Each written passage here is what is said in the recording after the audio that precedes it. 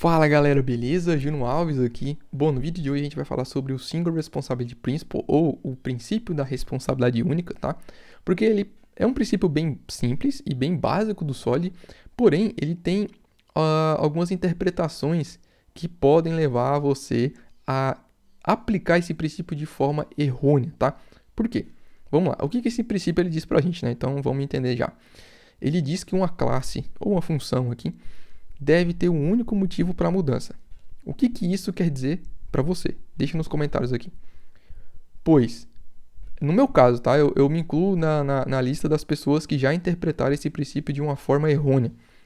A primeira vez que eu escutei falar sobre isso, eu imaginei logo de cara que aí as funções elas seriam funções pequenininhas, funções que fazem uma única coisa, ou, por exemplo, classes que têm apenas um método, sabe? São funções ou classes bem pequenininhas que são especializadas em fazer uma única coisa. Só que esse princípio ele não diz sobre isso. Não é sobre fazer uma coisa só ou fazer ser pequena, sabe? Não é sobre isso o princípio. O princípio é sobre mudança. Então uma classe ou uma função ela deve ter um único motivo para mudança. Guarda isso, porque isso vai ser extremamente útil para a gente agora nesse exemplo, tá? Por quê? Imagina o seguinte. Imagina que você tenha ali uma função ou uma classe, tá? Que ela você vai ter que ler em um determinado, né, um arquivo num determinado formato. Então você vai ler, depois você vai modificar esse arquivo e depois você vai escrever essas modificações. Perfeito? Só que aí você resolve fazer, por exemplo, uma classe que vai fazer a leitura, uma classe que vai fazer a modificação e uma terceira classe que vai fazer a escrita, tá? Quando eu falo classe aqui, né, pode ser função também, não tem problema nenhum. Só que qual que é o problema disso? Primeiro, que você separar dessa forma, você não está aplicando o Single Responsibility Principle. E pior, você está deixando vazar informação, tá? Então você está tendo um vazamento de informação aqui muito grande. Por quê?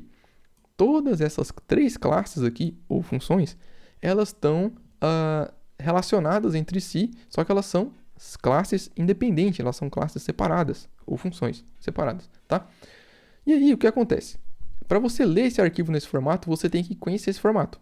Para você modificar, você também precisa conhecer esse formato. Modificar até que não, tá? Modificar até que você não tem necessidade de conhecer o formato. Mas, para leitura e para escrita, aí sim, aí você precisa conhecer esse formato.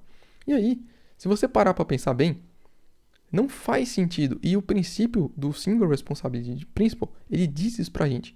Não faz sentido você separar essas funções ou esses métodos que eles deveriam estar juntos, certo? Então, nesse caso aqui, como que você aplicaria o Single Responsibility Principle? Essas três classes, elas se tornariam uma classe única, certo? E aí você recebe ali via parâmetro, via construtor, por exemplo, o arquivo, o formato do arquivo, você pode inverter a dependência, né? Recebendo ali apenas a interface, o contrato, e você faz a leitura, a modificação e a escrita. E aí, quando essa classe ela precisar mudar, vamos supor que o formato mudou, então a interface ali, por consequência, ela muda. E aí você vem apenas na classe inteira, tá? Que tem esses três métodos, e você modifica ela, certo? Assim, você não tem, né? Quando era da forma inicial aqui, que a gente tinha uma classe para cada ação, você teria que mudar, se o formato mudou do arquivo, mudar no read e mudar no write. Agora não, você muda apenas em um único lugar. E aí volta para o princípio da responsabilidade única. O que ele diz para a gente? Que uma classe e uma função, ela deve ter apenas um único motivo para a mudança. Tá? Isso aqui ajuda demais, né? Você entender esse detalhezinho, parece uma coisa pequena, mas ela faz toda a diferença quando você vai aplicar isso daqui no código, tá? Então, tem vídeos aqui no canal onde a gente faz ali a aplicação do Single Responsibility Principle no React, tá? Então, no React também a gente consegue aplicar vários desses princípios do Solid. Eu estou frisando isso porque a maioria, né? A maioria não. Esses princípios eles foram criados ali muito voltados para orientação, programação orientada a objeto, tá? Mas a gente consegue sim fazer algumas adaptações, claro, né? E aplicar esses princípios também na programação funcional utilizando o React ali da vida, beleza? Se você quer aprender mais sobre isso no React, eu vou deixar o link aí nos comentários, tá? E aí, me diz você, o que você achou, né, né, se você já pensava dessa forma ou se você entendeu agora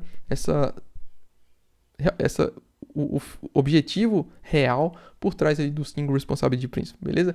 Deixa aqui nos comentários e vamos trocando ideia aí. Se você quiser mais vídeos nesse formato, eu vou... deixa nos comentários que eu quero trazer, né, mais conteúdo sobre o Solid, sobre design patterns também e etc, beleza? Então é isso, galera. Valeu, falou, grande abraço e até a próxima.